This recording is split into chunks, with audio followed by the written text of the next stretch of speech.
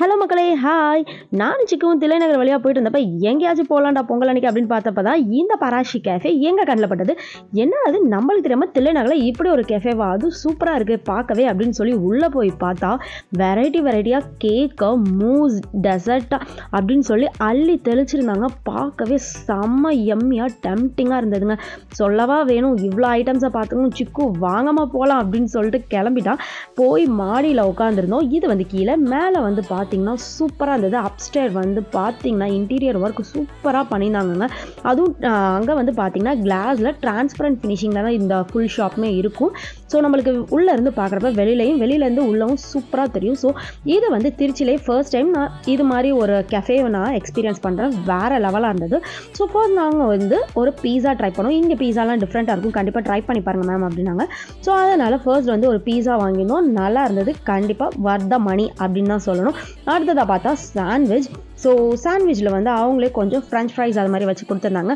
இந்த மாதிரி ரொம்ப டிஃப்ரெண்ட்டாக டேஸ்டியாக இருந்ததுங்க. அண்ட் தென் சாண்ட்விச்சுமே நிறைய வெஜ் லோடட் வச்சு கிளப்டு சாண்ட்விச் மாதிரி கொடுத்துருந்தாங்க. அடுத்து பார்த்திங்கன்னா இவங்களோட பேஸ்ட்ரி சொல்லியே ஆகணுங்க, அந்த அளவுக்கு டேஸ்ட்டாக இருந்தது, செம்ம எம்மியாக இருந்தது. நாங்கள் சூப்பராகவே என்ஜாய் பண்ணோம்.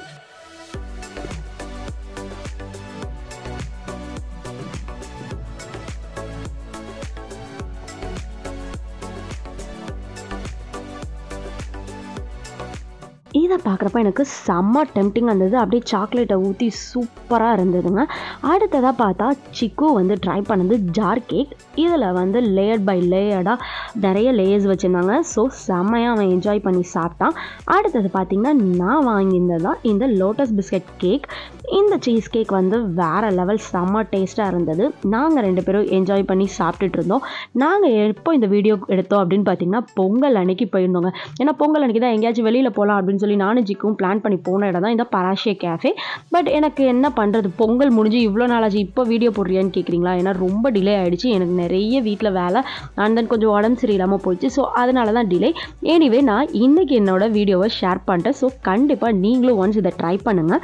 இந்த கஃபே வந்து தில்லைநகர் ஈஸ்ட் ஃபர்ஸ்ட் கிராஸில் வந்து இருக்குது. இதோட ஃபர்ஸ்ட் அவுட்லெட் வந்து கேகே நகரில் இருக்குது, கிங்ஸ் பேக்ஸ் பக்கத்தில். பட் இங்கே வந்து இன்டீரியர்லாம் சூப்பராக இருக்குது. இங்கே தில்லைநகரில் எனக்கு ரொம்ப பிடிச்சிருக்குன்னே சொல்லலாம்.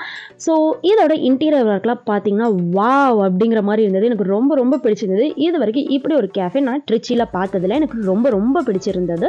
வர்த் அப்படின்னே சொல்லலாம். கண்டிப்பாக நம்ம ஸ்பெண்ட் பண்ணுற டைம் அண்ட் மணி ரெண்டுத்துக்குமே. ஸோ ஃபைனலாக நானும் சிக்கும் ஐஸ்கிரீம் இல்லாமல் எப்படி முடிக்கிறது அப்படின்னு சொல்லிட்டு 2 பேருக்கு பிடிச்சமான ஐஸ்கிரீம், அதுவும் அவ்வளோ கொடுத்துருந்தாங்க. இவ்வளோ ஐஸ்கிரீமான்னு சொல்கிற அளவுக்கு போதுங்கிற அளவுக்கு சாப்பிட்டுட்டு ஹாப்பியாக கிளம்பிட்டோம்.